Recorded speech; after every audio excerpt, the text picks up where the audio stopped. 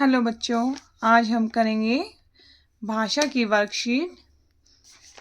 चलिए देखते हैं प्रश्न 1। निम्नलिखित कामों में लिखित भाषा का प्रयोग हो रहा है या मौखिक भाषा का।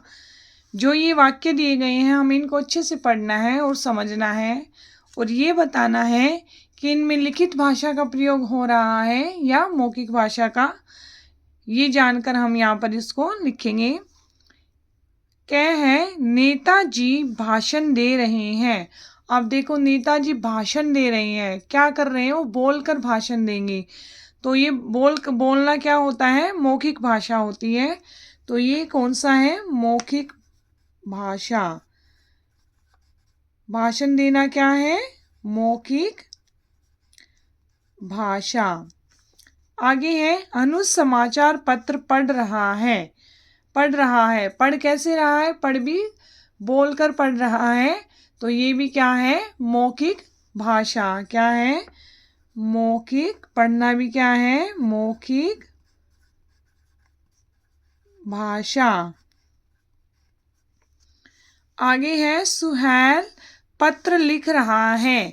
अब वो पत्र क्या कर रहा है, लिख रहा है। लिखना क्या होता है, लिखित भाषा। लिखना क्या होता है, लिखित भाषा। तो यहाँ पर क्या लिखेंगे, लिखित भाषा। आगे है, रूपिका अपनी सहेली से बात कर रही है। अब जब हम किसी से बात करते हैं तो हम क्या करते हैं, मौखिक भाषा का उपयोग करते हैं, हम बोलकर बात करते हैं।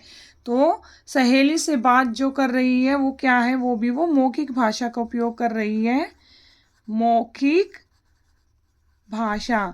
जब हम अपने विचारों को किसी से बोलकर प्रकट करते हैं तो वो मौखिक भाषा होती है, और जब हम अपने विचारों को लिखकर प्रकट करते हैं तो वो क्या होती है, लिखित भाषा होती है। आगे देखिए, श्रोता महात्मा जी का प्रवचन सुन रहे हैं। श्रोता क्या होते हैं, सुनने वाले। महात्मा जी का प्रवचन जो है सुन रहे हैं वो, तो ये भी क्या है, मौखिक भाषा ही है, मौखिक भाषा। आगे है प्रश्न 2, भाषा और लिपि का मिलान कीजिए। यहाँ पर भाषा दी गई है और यहाँ पर लिपि दी गई है। तो भाषा को हमें लिपि से मिलान करना है कि कौन सी भाषा की लिपि कौन सी है।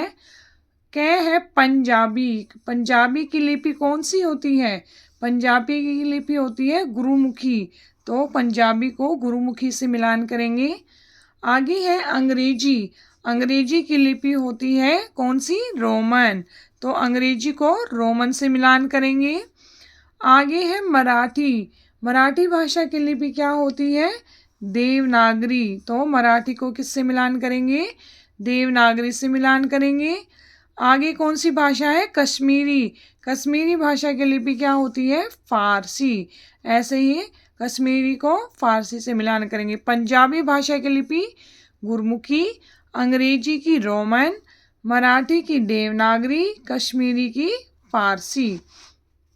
प्रश्न 3 है, सही उत्तर चुनिए। अब इसमें यहाँ पर कुछ प्रश्न दिए गए हैं और उनके नीचे जो है उनके उत्तर दिए गए हैं। जो सही उत्तर है उसको हमें चुनना है।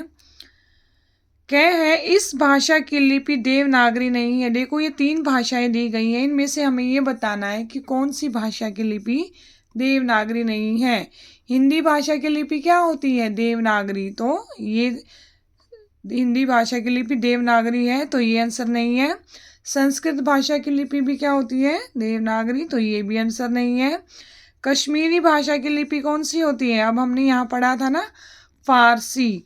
तो कश्मीरी भाषा की लिपि देवनागरी नहीं है। तो आंसर क्या है, हमें ये बताना था किसकी देवनागरी नहीं है। तो कश्मीरी भाषा की लिपि देवनागरी नहीं है। तो कश्मीरी पे हम क्या करेंगे, निशान लगाएंगे। आगे देखिए, लिखित भाषा में विचारों का आदान प्रदान इस प्रकार किया जाता है। अब लिखित भाषा में हम अपने विचारों का आदान प्रदान कैसे करते हैं, देखिए, बोलकर, नंबर 2 पढ़कर व लिखकर, नंबर 3 सुनकर। अब हम कुछ भी लिख रहे हैं तो हम कैसे करेंगे, पढ़कर व लिख कर। हमने कुछ भी पढ़ा और उसको फिर हम क्या करेंगे, लिख कर जो है उसका वो करते हैं। तो कौन सा सही है, पार्ट जो भाग जो 2 है वो सही है। पढ़कर व लिख कर हम जो है लिखित भाषा का आदान प्रदान करते हैं।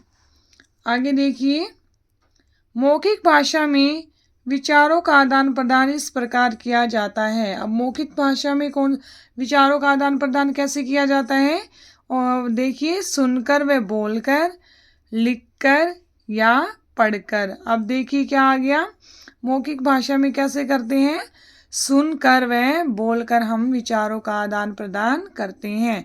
लिखकर तो हम लिखित भाषा में करते हैं और पढ़कर भी हम लिखित भाषा में करते हैं। तो कौन सा सही है, सुनकर व बोलकर हम मौखिक भाषा में विचारों का आदान प्रदान करते हैं। तो सुनकर व बोलकर जो है हमारा उत्तर जो है सही है। अगर वीडियो अच्छी लगी हो तो लाइक करना ना भूलें। Thank you for watching.